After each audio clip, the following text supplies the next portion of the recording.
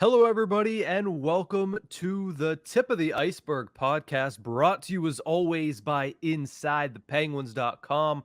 I'm your host, Nick Brlansky, joined as always by Nick Horwat, and the Pittsburgh Penguins offseason rolls on as we finally hit one of the offseason tentpole events, the NHL Draft Lottery. We'll talk about the results of the draft lottery to lead things off, and then since we haven't done it in a while, we're going to get into the GM search. Not that there's been any real significant news on that front, because there hasn't been. The Penguins are still casting their net, still grabbing as many candidates as humanly possible. I think it was either Darren Dreger or Pierre LeBrun that said they're up to at least a dozen candidates that they were going to look to interview via Zoom at the very least. So it's certainly going to be a process that is not nearing its conclusion. We'll talk a little bit about the fan favorites that have emerged as the process has continued. But Horwat, let's start with the NHL Draft Lottery, because the Pittsburgh Penguins officially will be selecting 14th overall in the 2023 NHL Draft, being held in Nashville, Tennessee. This is going to be the highest selection that they have had since 2012, when they selected Derek Pouliot 8th overall.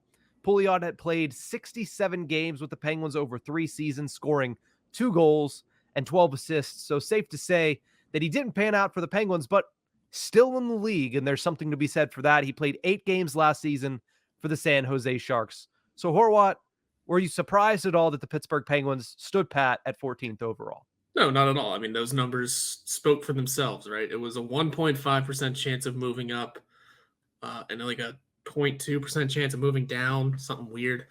Yeah, no, it's that.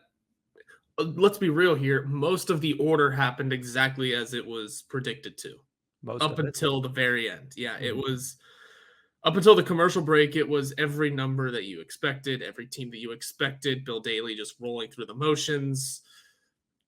Kevin Weeks reading off the pre-written stuff, which, hey, you know what? Sometimes a little TV magic goes wrong. It happens. Let's be real here, because everyone knew every GM, every so-and-so report, everyone knew the order before it went live on TV. Is that exciting? No. But I mean, I immediately just dove into the Kevin Weeks thing. It happens, man. Listen, the NHL is kind of a house league at times anyway, so this only makes sense. Yeah, of course, Horwat is referencing the fact that Kevin Weeks accidentally, whether it was his fault or production's fault, there's a lot of names and a lot of voices that go into that happening. He accidentally mentioned that the Columbus Blue Jackets fell from 2nd overall to 3rd overall without even showing it on the screen as it was cutting to, I believe, a Dunkin' Donuts commercial. And you just heard, and Columbus, the first change is moved to 3, and then cue the Duncan commercial. Everybody's like, wait, what? Like, clearly that wasn't supposed to go over air at that moment, but the NHL had a 30-minute show that was already predetermined, and they still messed it up. Yeah, it is what it is. I don't to be real and to be fair, how entertaining can you make, this draft lottery? I mean, could you just do it live? I mean, Yeah, do that's how we you get make out it entertaining. You'd literally just pick out the lottery ball, and it'd be more entertaining than that. Nobody really cares if you go team by team. You're not building as much suspense as you think you are. That's fair, I guess. I mean, do they just bring out the big cage, the big spinny cage with everyone's like envelope in it, like the NBA used to do? Yeah, even throw it back to the old days like that. I wouldn't hate that, honestly, but no, the way that they do it is obviously severely flawed. The other thing that I mentioned before we actually get into the Pittsburgh Penguins picking 14th overall and another discussion about what they should do with it, the one thing I thought of and I heard and I was surprised by, and I don't know if you knew this, teams are prohibited from picking first overall within the same 5-year span now. I didn't know that. I mean, I guess you would call it the Edmonton Oilers rule, Yeah. but I did not know that that was a rule. So obviously everyone remembers that they changed the rules to it, and Penguins fans will know really well that they can only move up that teams can only move up as many as 10 spots. Mhm. I knew there was other stuff in it. I think just because we are fans of and we cover the Penguins, we didn't really read the rest of them because we would hope that it never really pertained to us. Um, But I mean, I guess it checks out. This league's trying to do everything they can to inject some parity. And I mean, yeah, it's a new rule, but things seem to be working. Have you seen the playoffs this year? See how the Yeah. Kraken are doing a thing. Vegas is still a relatively new team and have been good, but are making real mockeries of the of the Oilers here, at least in 2 of the games. The parity has been insane. So Mhm. I think the rules are working. We'll see if that one pans out. I mean, it also seems like it's a rule that won't be implemented very much, right? Like, how often genuinely are teams going to be or are going to win the first overall pick within the same 5-year span? I know the Oilers did it, but they legitimately had a different system back then. Mhm. Now the system the way it is, the odds are a little skewed. I just don't see it coming into effect anytime soon. Yeah, it could potentially happen. I don't think it would happen more than once. If it does, then whoever is the general manager slash owner of that franchise should go actually play the Yeah. actual lottery. Not that it matters because those guys are all millionaires, but still, at the same exact time, it was a rule that I was like, oh, I didn't know that that existed. But good, the more you know, I guess. Yeah. But let's talk a little bit more about the Pittsburgh Penguins here because as of today, they don't have a general manager, so they don't really have anybody to be the face of this decision because they have clearly, as you saw in the draft lottery, they have multiple people that could make this decision. You had a story out that says, unlikely, but could they go through the NHL draft without a general manager in house? Again, unlikely. They're probably going to figure something out before that happens. But as of right now, there's nobody to be the face of that decision as the general manager who usually takes all of the credit or all of the, non-credit Mhm. for these draft selections. But if you were the general manager of the Pittsburgh Penguins, Horwat, other than getting more nice haircuts like you have today, Oh, thank you. would you would you trade the first round pick? Yeah, 1,000%. It'd be out the door. I don't know with what. There's plenty of different options that you could trade that first round pick for, and how and with. But I don't think I would keep it around and be utilizing it at the draft table. Just even if you save it until draft day, and make the on the floor move, however you want to do it. I think whoever that first round pick may be at 14, it wouldn't be useless to the Penguins, but it wouldn't solve any current issues. I'd say it may as well be traded already. Mhm. When I look at first round picks and the way that they have been devalued, we've heard it from everybody we've put on this show as a guest over the past season. Jesse Marshall said it. Rob Rossi of The Athletic said it. Hunter Hodes of Locked On Penguins has said it. Doug Gladkey of Forechecking TV has said it. I talked to Josh Getzov of the Pittsburgh Penguins radio network. He said it. Metz, our good buddy, has said it. First round picks have been devalued, especially for teams that are looking to contend. At this point, they are just tools to get proven NHL talent to your roster. Look no further for evidence of that than the 2023 NHL trade deadline. 11 first round picks traded. And I'm going to run down through the names of some of these players traded for a first round pick.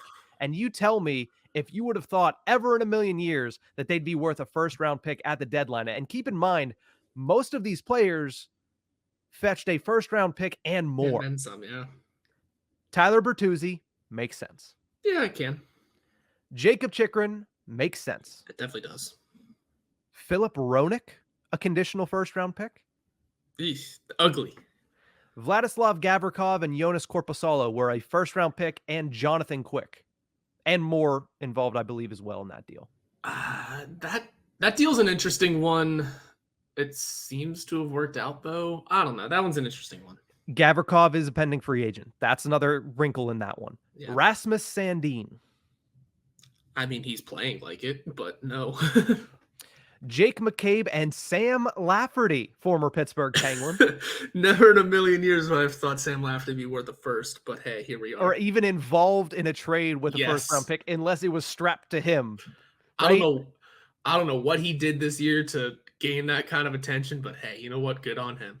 At the same time, though, he is the Blair County leading playoff goal scorer, right? Most playoff goals scored by anybody ever from Blair County in Pennsylvania. Good for him. And what's really funny, though, is that you figure, hold on. They did trade him for a first-round pick. He's been healthy scratched, man. He has been a couple times. We'll get into the Toronto Maple Leafs trade deadline when we talk about the general manager candidates. Tanner's, we all know what the Tampa Bay Lightning do. Woo! That whole trade was a mishap. Timo Meier makes sense, right? Don't really need to get into it too much on that one. Yeah, that one makes sense, except for the fact that he has not produced at all in this playoffs. He scored a goal in the last game or 2 Finally. games, whatever. I mean, he did get his face blown off by Jacob Trouba in Game 7, so he made an impact, but just not in a way that they were expecting when they traded a first-round pick. Dmitry Orlov, Garnett Hathaway, that makes sense in my eyes, especially considering you get 2 really good players for that first-round pick. Ryan O'Reilly, Nola Chari, I think that one made sense, especially considering the way that Ryan O'Reilly has performed in the playoffs for Toronto.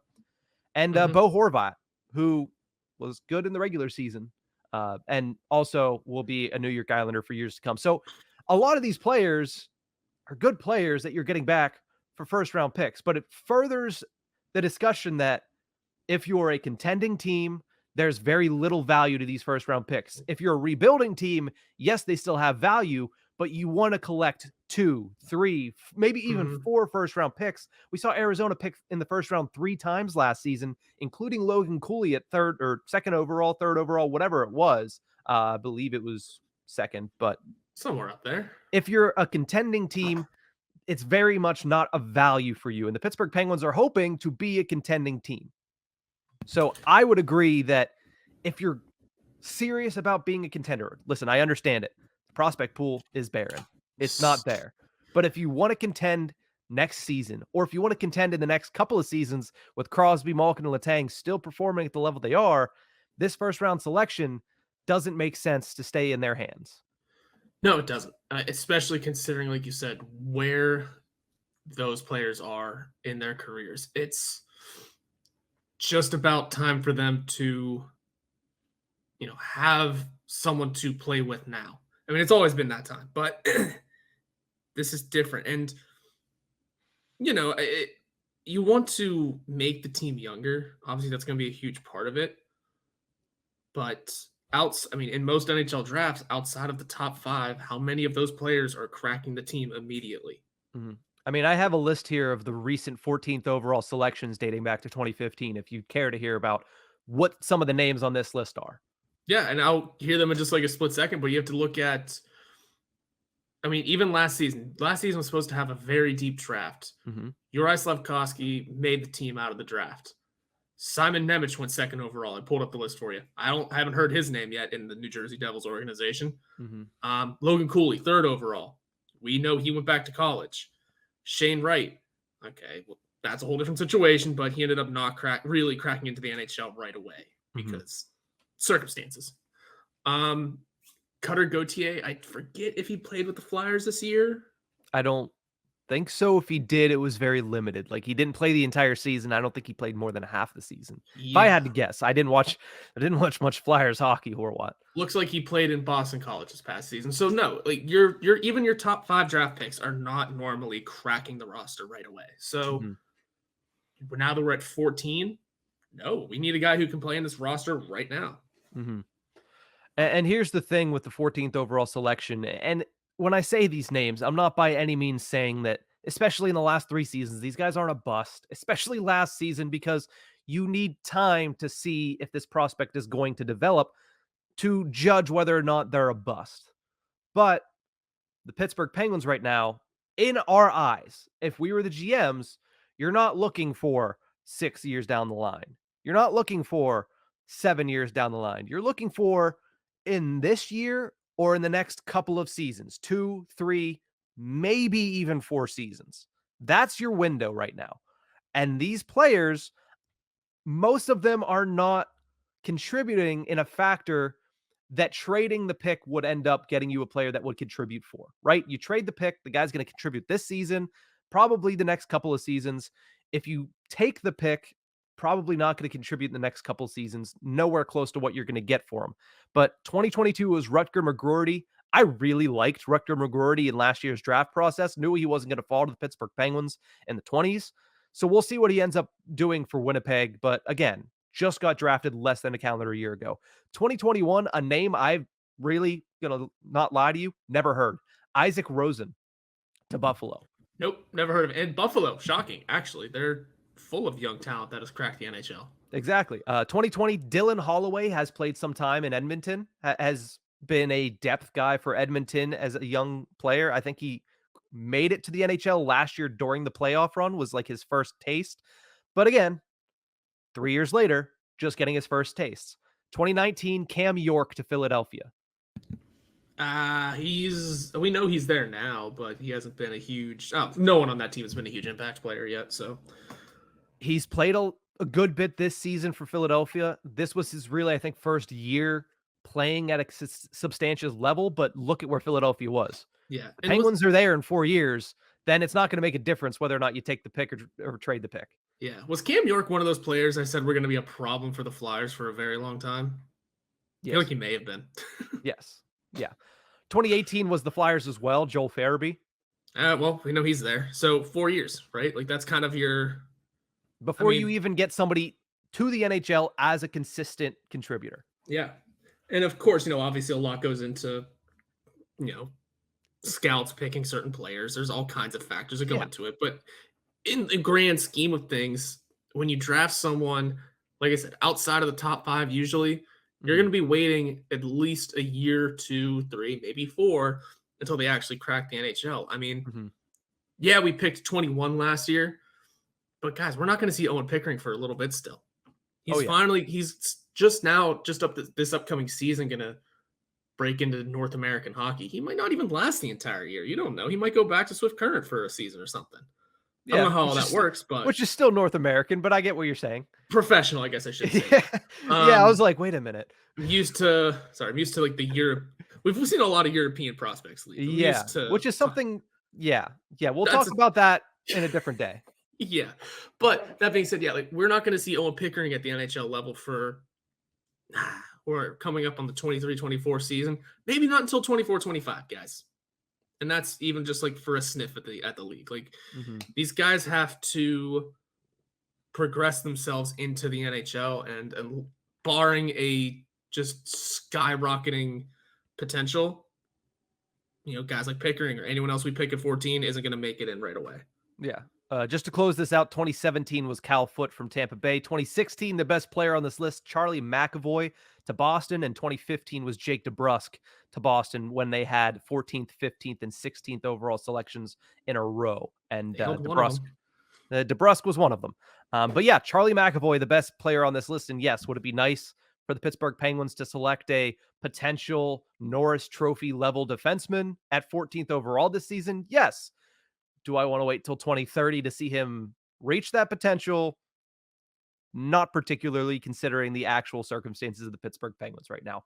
But before we cut the break, I do want to get your thoughts on this. First overall pick goes to the Chicago Blackhawks. Horwat, were you surprised at all? I am definitely a little surprised. I think everyone has a right to be mad. I did just see a tweet not too long ago that said, guys, you have to remember it's a different organization now. Somewhat. Yeah, for the most part. For the most part, it is. Yeah. I mean, we'll discuss one of the main figureheads in a little bit. I mean, Joel Quenneville's still not in the league.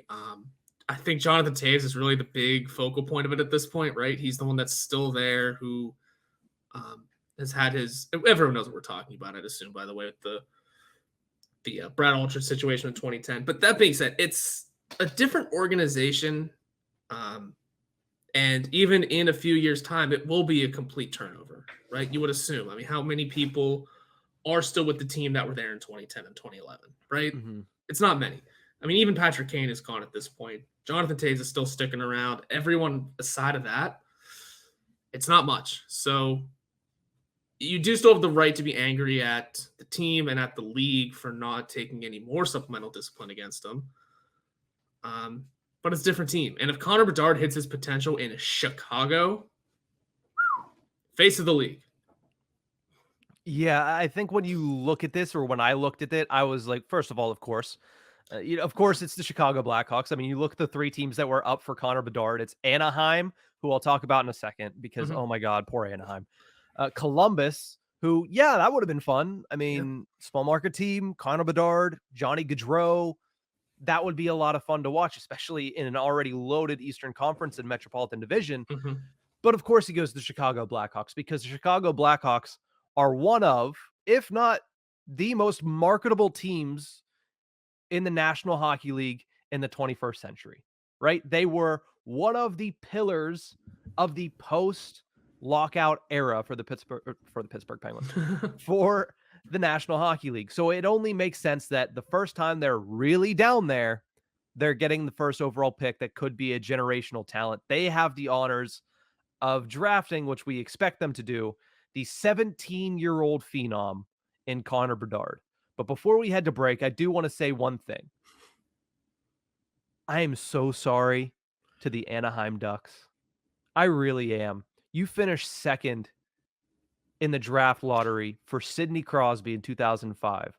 18 years later, one of the worst performances in a season-long 82 games that I have ever witnessed with my two eyes, and they finished second in the lottery for Connor Bedard. Now, they could still get a good player, whether that's Matvei Michkov, whether that's Adam Fantilli. They're going to get a good player. So, I'm going to pump the brakes on I feel that bad for them, but two generational talents that they're just sitting there saying, we were so close. We were so close, and we still didn't get it. Stuck with the consolation prizes of possibly Adam Fantilli, or they took Corey Perry, right? No, they took Bobby Ryan in 2005. Bobby Ryan, that's what I meant. It's hard. I wanted Anaheim to get it because Bedard and Zegras would have been unreal. That'd have been hilarious cinema. But no, it is what it is. And truthfully, like I said, it's Connor Bedard's about to become the face of the league in a few years. If he hits that potential that he can on an original six team, who, I mean, they're coming. I mean, the dynasty might be tainted, but they're still kind of coming out of a dynasty in this weird rebuild, and they could rock it right back up, man. They're good. If they build the right way, they're gonna be a scary team, scary organization. Yeah, how fitting that the final year of Patrick Kane and Jonathan Toews turns right into the first year of Connor Bedard. It's something that Pittsburgh Penguins fans know all too well. The end of the Mario Lemieux era faded right into the Sidney Crosby era. Now, of course, they didn't have as many off-the-ice issues as the Blackhawks organization has had, but like you mentioned, the one name that's left there that I would prefer to see go is Rocky Wirtz. Probably not going to happen. But at the same time, family was still there. At the same time, yeah, Kyle Davidson was not there, not part of it. So don't take it out on Kyle Davidson. Most, if not all, of the players that are still on that team were not part of it. Connor Bedard was surely not a part of it because he was 5 years old, 4 years old, and a lot of the fan base there, whether you like them or not, had nothing to do with that situation, right? Right. So congratulations to the fan base. Congratulations to Kyle Davidson, and congratulations to Connor Bedard, because I will say, all of the shit aside, that is a terrific landing spot for him because he will be in the national eye a lot more than he would have been if he was in Columbus or Anaheim, and there will be more free agents that want to go to Chicago than will want to go to someplace like Columbus. I know that Johnny Gaudreau just went there, but at the end of the day, Chicago versus Columbus or Anaheim, Chicago is the best landing spot for a young superstar. He is, yeah. And you have to think of Chicago as beyond hockey, too. He's going to a town that saw Michael Jordan back in the day. If you want to go hockey still, the Bobby Hull, the older one. And, you know, the history of the Cubs, the history of the Bulls, and like I said, Jordan was there. They have a sports just mindset. So it's a good city for him to go to, not just in hockey terms. Yeah, the history of the Bears as well, but we know how they've looked in recent years, which is why a lot of people ignore them. Forgot about them because I was going to throw Walter Payton into that list. There you go. But we're going to take a quick break. When we come back, fan favorites have emerged for the Pittsburgh Penguins general manager search. We'll talk about that and more after the break.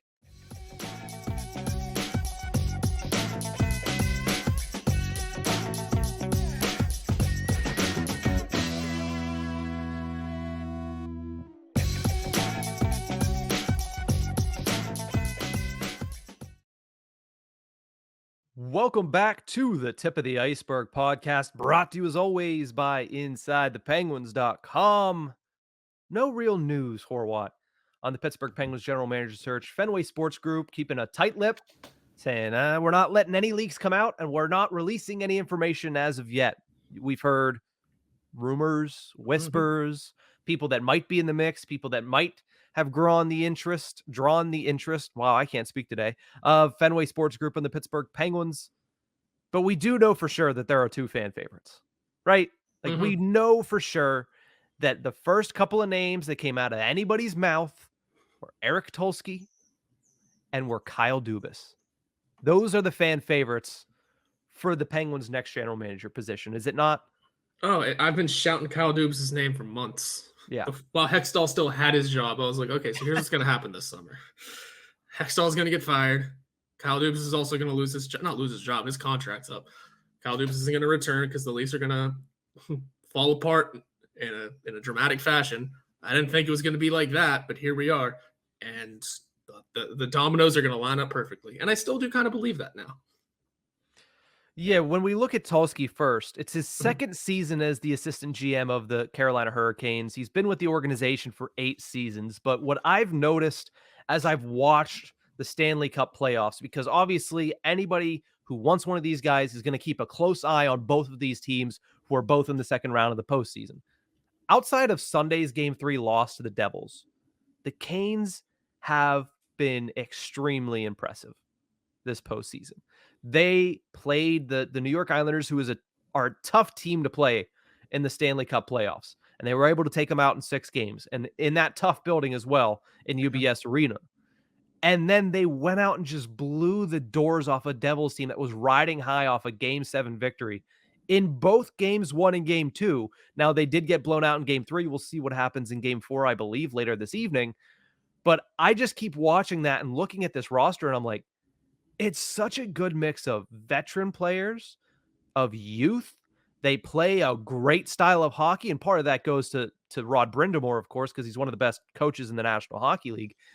But you just understand that he's pushed the right buttons in the past couple of seasons. And of course, there's always going to be that veil that, hey, he's the AGM, he's not the actual general manager. And while we've heard through several outlets, including Rob Rossi of The Athletic, who mentioned it in his initial story about the Penguins GM search, Tulsky is pretty much the personnel trigger man, right? He makes a lot of the decisions for the on-ice product. How many of those decisions, it's unclear.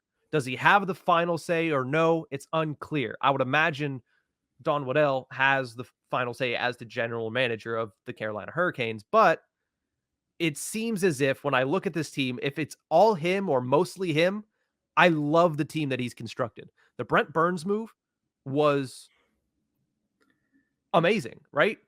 Trading for Shane Gostisbehere, off-ice issues be damned, has been very positive for the Carolina Hurricanes. Getting Paul Stastny in the building, very good. Jordan Stahl has been very good. Their decisions to hold on to Jordan Martinook, very good. They're young players. They had an issue last offseason and through most postseasons where they couldn't score in the playoffs. They bring in Max Pacioretty. Now, that hasn't worked out because of injuries, but that's addressing a need in a way that the Pittsburgh Penguins haven't done in several years. So the more I watch the Carolina Hurricanes, the more I like Tulsky as my personal favorite for the job. And I don't blame you. That's a great choice. I mean, you look at this team and they're winning by association, right? This is where their production is coming from. They're down. I forget who it was that just broke their hand in the first round, but they're down that name. Then they're down Svechnikov, and we've been known that he was going to be out for the season for a long time now, and they're still out here just giving it to a Devils team riding so much momentum. And they're doing it with all 3 goalies. Again, didn't see that coming. I mean, Kochetkov recorded the loss, but he's gotten his ice time. All 3 goalies have seen playoff ice time. Jordan Martinook is leading the team in points in the second round with 6. Him, not Sebastian Aho, not even Kotkaniemi, but Jordan Martinook is leading the team in points for the second round. It is winning by association through through the multiple injuries that you have, just depleting your lineup. Imagine if all three of those guys were in. Huh. Yeah, exactly. And here's the point that I'll make. And it really goes to both the Carolina Hurricanes and the Toronto Maple Leafs. The supporting casts are good, right? Why have the Toronto Maple Leafs gotten shelled in this series? Because Austin Matthews has 2 assists in 3 games. Mitch Marner has 1 assist in 3 games. John Tavares has no points, and William Nylander has 1 point in 3 games. It's not the supporting cast that's failing the Toronto Maple Leafs. It wasn't the supporting cast that was failing the Carolina Hurricanes. It was top-end talent. And what is the one thing the Pittsburgh Penguins usually get? Performance from their top-end talent. So either of these guys come in and instill that type of supporting cast around the Pittsburgh Penguins, you're going to see better results in the playoffs if you can build that similar supporting cast. Yeah, and you're right. You do need the supporting cast, and that's kind of what is taking over for the Leafs in the second round here. I mean, yeah, it's not producing properly, but in the first round, it was all of their top guys producing. I mean, Mitch Marner had 11 points. Austin Matthews had 9. Morgan Rielly had 8. Tavares, O'Reilly, and Nylander all had 7. And then there's a drop-off of production. And by drop-off, I mean 4 points separate Nylander and Matthew Nyes from 7 to 3. Mm-hmm. So they weren't really getting the production from their depth through the first round. But now where is it gone? The main guys are not to be seen in the second round. And this has nothing to do with Kyle Dubas, by the way. We've seen the team that he's built. We've seen it. Mm-hmm. At this point, it is truly, and this is how many years in a row, it's up to the players, man. Yeah. And the one thing that I will say, too, about that is you look at the supporting cast there, it's not always points. Like Ryan O'Reilly, what has he brought to this team? Besides, he has scored points. Mm-hmm. Matthew Nyes, a guy you just mentioned, he was on the ice for all 3 overtime victories in Tampa in that first round series. Luke Schenn has been a very integral part of them winning that series against the Tampa Bay Lightning. Ilya Samsonov, first year there. They cut bait, went to a new goaltender. Ilya Samsonov has had games in this playoffs where it has been up to him and he has stood up to the challenge. The one thing I'll ding him for is Matt Murray is also not available in the playoffs because it's Matt Murray and he's never available in the most key times after his first 2 seasons, right? Yep. But I think the point that I was just trying to make, and I think you echoed it and obviously pushed back, which is fair, is the supporting casts are good. Both of these general managers, if they lose, it's not going to be because they constructed a poor team around their stars. It's going to be because they didn't get the performance from their stars or because they just were simply outplayed. Because let's also not forget there's always a team on the other end of the ice. Yeah, and I think it's really hard to determine what fell apart for the Leafs here. I honestly haven't watched a ton of the second round for them. Just kind of been catching final scores, catching highlights, and just noticing that it truly feels like it's the Leafs being the Leafs, does it not? I mean, we see the supporting cast that Kyle Dubas built here. Ryan O'Reilly is a guy that we said we should deal our first round pick for, implement him as the third line center, and go from there. Great pickup for them, and like I said, he's one of the guys producing at the highest level for this team in the postseason. Trying to remember who else was there. Sam Lafferty, he picked himself up out of nowhere as one of the top trade targets this offseason, and Toronto landed him. Good on them. They picked up Noel Acciari, which seems like a great move. Then there's who they got with Lafferty. Luke Schenn was also just mind-boggling. But Jake McCabe was who they got with Lafferty as well. He hasn't had a great playoffs, but no. But you know what the general manager of that team did? Committed. Went all in. Said, here, all right. It said, I have my stars. I signed them to the deals that no one said I could sign them to. I'm going to give them the supporting cast to help. And he did that. Did it work? No. They might just be getting outplayed. Because let's be real here. It's hard to outplay the team that just ousted the best team this league has ever seen, regular season wise, right? It's hard to stop that kind of momentum. Yeah.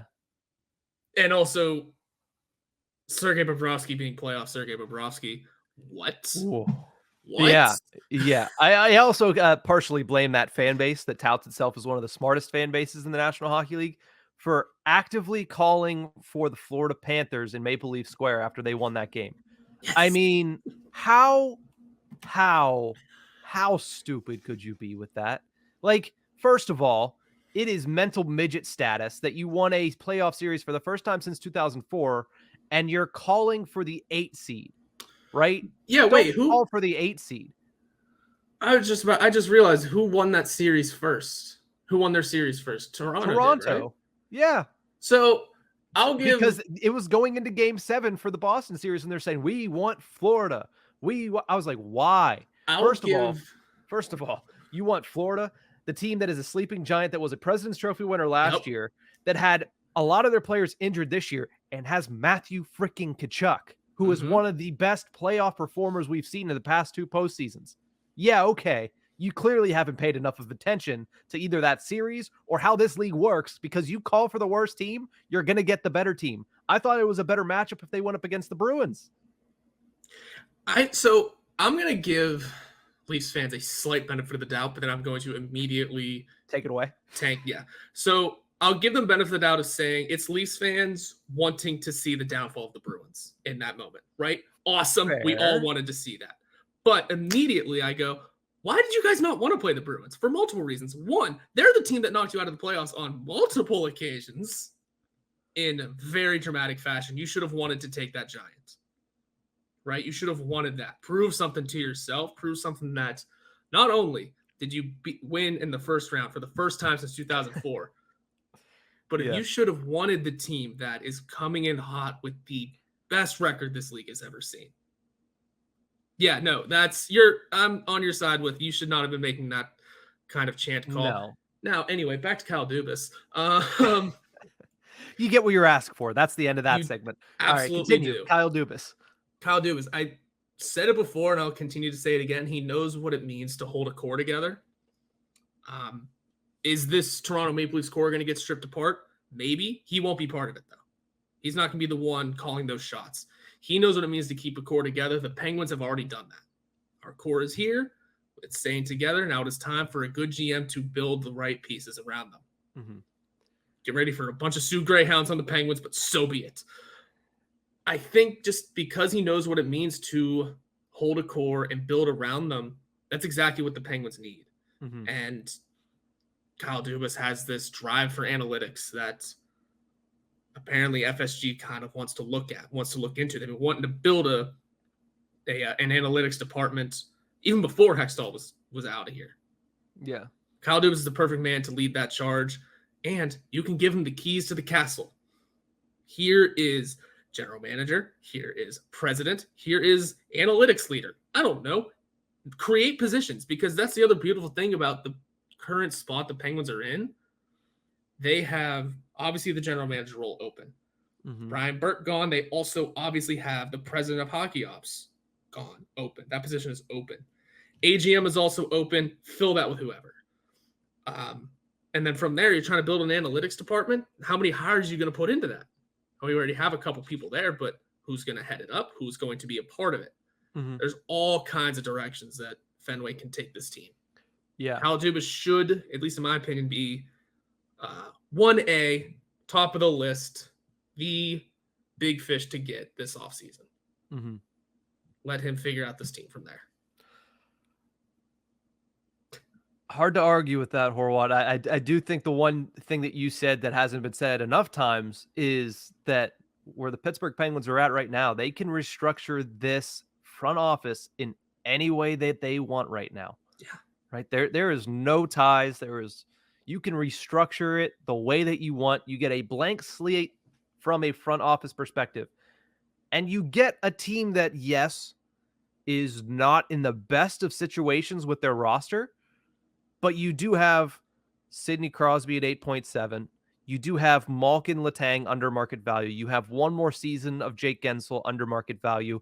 You have Ricardo Rakell locked up. You have Brian Rust locked up. And you have the opportunity to work with a guy in Mike Sullivan who is touted as one of the best coaches in the National Hockey League. Not to mention the fact that you'll get to basically hand select your goaltending situation. Yep. There's a lot of upside, while there is also a lot of trepidation because you don't have salary cap, you don't have a prospect pool, but at least you have your draft picks. That's the one thing that Ron Hextall left his successor is, hey, you have a full complement minus the second round pick for Mikael Granlund. You have pretty much a full complement of draft picks. You do, and that's kind of what I was going to get into. Like, yeah, you do not have the prospect pool. You don't. As a matter of fact, our prospects are leaving. Part of that might be because we don't have a general manager able to sign a deal right now. But that being said, part of that is a different reason that we'll talk about a little later. Yes. Also, you're going to have more cap space than you've ever had to work with. Like, yeah, it's not a lot, but you joined the Toronto Maple Leafs and immediately were given the task of you have to sign these 4 guys to over $10 million. Figure it out. Or you know what I mean by that. Yeah. Here, you'll at least have your big guys are signed. Your Crosby, Malkin, Letang, they're signed. Gensel has another year. If you sign him now, you can get him to a more affordable deal, especially considering the season he just had, quote unquote. You have money and space to work with. You didn't have that in Toronto. You had to do Olympic level gymnastics to figure out the Toronto Maple Leafs cap situation over the last few years. Mm-hmm. You come to Pittsburgh this offseason, sure, real quickly that space will fill up. You make some of the right moves, make some of the right changes, sign the right contracts. Next thing you know, you're working with all kind of space. Next thing you know, you only need a certain fourth liner and you have like $8 million to work with. You never know how this offseason can go. And I think the cap space can quickly fill, but this offseason there's going to be more than usual for the Penguins. Mm-hmm. Yeah, so we'll see who ends up getting the general manager position. We'll talk about updates as they happen. They haven't really happened, but Eric Tulsky, Kyle Dubas, clearly, far and away, the 2 fan favorites for the Pittsburgh Penguins vacant general manager position. We'll wait to see what we hear, but as of right now, not hearing very much. But we're going to take a quick break. When we come back, another name that's been floated out there that we're less excited to hear tied to the Pittsburgh Penguins organization. We'll be right back.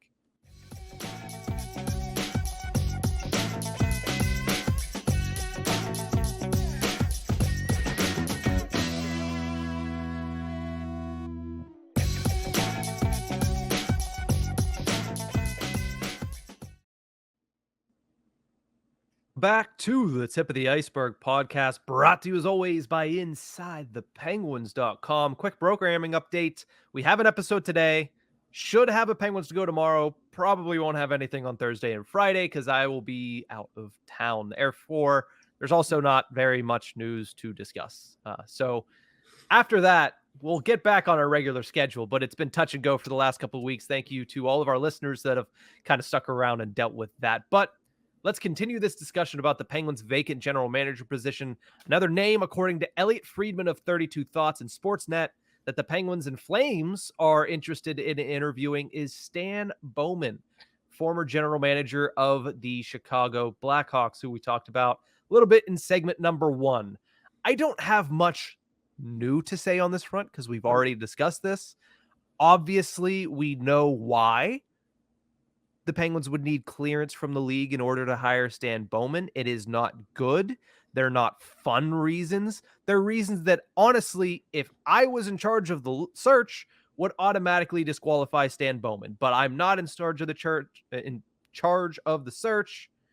Therefore, this is still something that we have to discuss. Yeah. But what I will say is, taking that stuff away that would immediately disqualify him in my eyes. I can't speak. They need a new line of thinking in Pittsburgh. And the hockey guy TM that Stan Bowman is not something that's going to be able to shepherd in a new era of Penguins hockey while maximizing the remainder of the core's careers, in my eyes. So take away all the other stuff, which shouldn't be taken away, honestly, at all. And I still don't like him as a fit. I don't. Oh, yeah. No, you shouldn't. It's like, you're right. Taking away all of the black marks, red flags on his resume. Look at how he took a dynasty. I mentioned not too long ago that the Chicago Blackhawks were a dynasty. who was one of the main faces as to why it fell apart and why Patrick Kane and Jonathan Toews were still on the team and one of the worst teams in the NHL. Stan Bowman was trying to bring the band back together and doing it in the worst possible way. He traded away Artemi Panarin. We see how that's gone. I can't remember too many other moves, but that's the big one. He tried to bring back Brandon Saad. He signed Brent Seabrook to the worst possible contract. Duncan Keith to the worst possible contract. He drove a very good team into the ground with just bad signing after bad signing after bad trade. The genuine downfall of the Chicago Blackhawks and how great they were. How many times do we talk about the Chicago Blackhawks and go, they have our number. They have our card. We would be unable to beat them we couldn't beat them for how many straight years. Didn't matter whose home ice it was. I forget who it was. I think it was Josh Yohe tweeted a long time ago. The league was robbed of a Penguins Blackhawks Stanley Cup final over the years. You might be right about that in terms of phenomenal hockey between two dynasties at the time. But at the same time, I'd have taken the Hawks in 5. Penguins could not beat them at all, ever. I hated playing against them because we just couldn't beat them. Even whenever they were starting their tail off, we still couldn't do it. So they were a very good team. And then Stan Bowman decided these decisions will make the team good. Down the drain. Yeah. His final few seasons with an aging core in Chicago, and they weren't even aging to the level that the Pittsburgh Penguins core is currently aging. They went 7th, 6th, 7th, and 6th in the Central Division. Not great, right? Chicago's last series win to this day was in 2015, 8 years ago, when they beat the Tampa Bay Lightning for the Stanley Cup. They missed the playoffs several years, and honestly, that doesn't spark confidence that he's going to be able to come into Pittsburgh and build around this core as they're aging, right? Who's he going to bring back? That's going to be the first question that anybody asks. Who is he going to bring back? Ian Cole, Patrick Hornqvist, Jordan Stahl. Like we've mentioned all of these, but we mentioned them in jest. Yeah. I wouldn't, if that is the first option, which it should never be, the first option should never be retreading an old player, then I just don't see why anybody would expect him, especially at Fenway Sports Group, especially within the Pittsburgh Penguins organization, would expect Stan Bowman to come in and operate differently as the general manager of the Pittsburgh Penguins as he did as the general manager of the Chicago Blackhawks. Do you want to know one of the final deals that Stan Bowman signed with the Blackhawks? One of the last. I don't know if it was the last, but it was one of the last. Seth Jones to $9.5 million. Full no move for 8 seasons. Oh, yeah, that started this year. He signed that in 2021. Yikes. I should just present that as the only option, as the only reason why. Item number 1 and final item. Yeah, I don't like I said. Yes, all the red tape, all the black marks from before, then the Artemi Panarin saga, and then just this. This was a bad deal whenever it was signed. We're a year into it, and you could say, he was one of the better players on the team. Yeah, one of the better players on the team that just got the first overall pick, sorry. Yeah. No thanks. I'll stay far away from Stan Bowman. Thankfully, it doesn't seem like the league has given the option for people to talk to him. As of yet, of course. But I understand that Fenway wants to talk to as many names as possible, right? You do. And that's what you want to do when you're casting a wide net. You want to talk to as many names and faces as possible, maybe even get some information out of some guys. Like, what have your thoughts been on this other possible general manager? Stan Bowman isn't a man you put into this search regardless. You want to talk to as many people as possible? Sure. You want to talk to a successful GM? Sure. During his time, was Stan Bowman a successful GM? Yeah. People do get blinded by 3 cup rings. It's hard to not. I mean, why do you think Matt Murray still has a career? 2 of them as a rookie.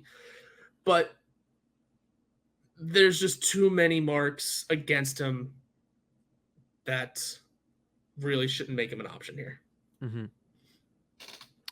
Counselor Horwat has rested his case, and with that, we will move on to our weekly Pens poll. We asked, of these three candidates, who would you most like to see the Penguins hire as their next general manager? And there's a reason we talked about Tulsky and Dubas as the fan favorites, because they ran away and made it neck and neck with each other and left Jason Botterill in the dust. Eric Tulsky got 41% of the vote. Kyle Dubas got 37% of the vote. 16% of voters said, I don't want any of these three. I'd like somebody else. And Jason Botterill, former AGM of the Pittsburgh Penguins, former general manager of the Buffalo Sabres, current assistant GM of the Seattle Kraken, 6% of the vote. Why do you think so many people didn't choose Jason Botterill? I just think it's a retread. I don't think they don't like Jason Botterill for the sake of they look at the Buffalo Sabres. Look at the Buffalo Sabres. He built a lot of this good team. That team's good now. Was he around for the bad years? Sure. But he was out there wheeling and dealing, getting Tage Thompson, making the draft picks for Rasmus Dahlin and other names that I'm forgetting. But, a lot of people can look at the Skinner contract and go, oh, but, I think people just look at his tenure with the Sabres, see that they had a bunch of losing seasons and don't look at the now because, a lot of people look at the what have you done for me lately. I get where people have their holdups with Botterill. He's also a long shot, really. I mean, is he ready for a GM job yet again? Hard to say. But it's a retread. People want to see something new. Mm-hmm. And that's why everyone shoots for Eric Tulsky, who would be a first-time GM, or Kyle Dubas, who is just the name of general managers, right? When it comes to every team's general manager search, Pittsburgh's, Philadelphia's, Calgary's, Dubas has to be near the top of all the lists, right? He just has to be. Mm-hmm. I mean, not every team can get him, obviously, but not every team's going to be able to talk to him even, but he just has to be on your list. He is Kyle Dubas. He's built a Toronto Maple Leafs team that did the thing and is now doing the thing. Yeah, the yin and the yang of Toronto Maple Leafs. That's certainly been Kyle Dubas's resume, and you have to think eventually he's going to want out of that entire cycle that he's put himself in Toronto. It's a tough place to do anything if you're a member of the Toronto Maple Leafs organization. So, not to say that it's an easy place to do it in Pittsburgh. It's not. There's a lot of criticism in Pittsburgh too, but the level of the market is a little bit lower than the one up in basically the hockey capital of the world, Toronto, Ontario. I mean, every time there's a goal scored, good or bad, what do I always tell you? There's just a still camera on the press box of Kyle Dubas. Yeah, that's true. Why do you think we get so many videos and clips of him throwing a water bottle, yelling at fans in Tampa Bay, or celebrating and hugging him with a man who just got hit by a car earlier that day, by the way? No one mentioned that. Brandon Pringle was hit by a car that day. Why do we think that? Because he's in such a large market and all the focus goes on him at way more times than it should. FSG's first offer to him, literally, I said this to you, I may have said it on here, the first thing on their list should be, we won't have a camera stuck on your box. We're going to let you be a general manager. We're not going to have all of the focus every time a goal is scored straight up to you.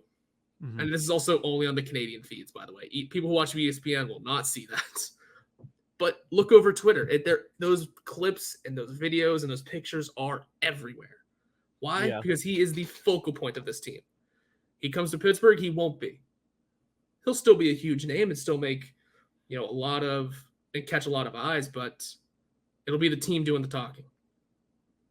For the most part, yeah. Yeah, I think it's interesting that we have been, 2-3 weeks into this process, and we haven't heard of any interviews that have actually happened. We haven't heard of any real concrete candidates other than the fact that the Pittsburgh Penguins continue to find new names, to search for new names, and that they are casting a net that is going to be enough to field a football team, basically. So we'll see if any new names come up. We'll see if any new updates come up. And in the meantime, just expect that Eric Tulsky and Kyle Dubas are going to be the names you're going to see most of, because that's the name that fans are most likely to hope for in this general manager search. But that's going to do it for this episode of The Tip of the Ice-Burgh. Thank you so much for tuning in. We'll see you guys next time.